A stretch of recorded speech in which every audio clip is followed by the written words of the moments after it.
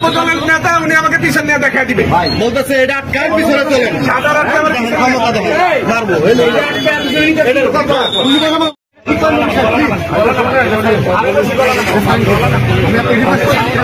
আরে স্যার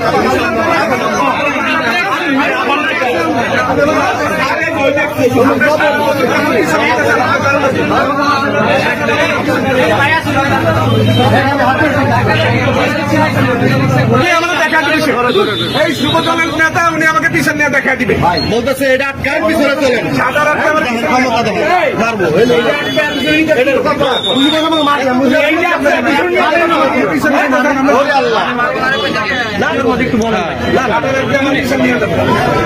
ভাই ভাই কি হয়েছিল ভাই কি হয়েছিল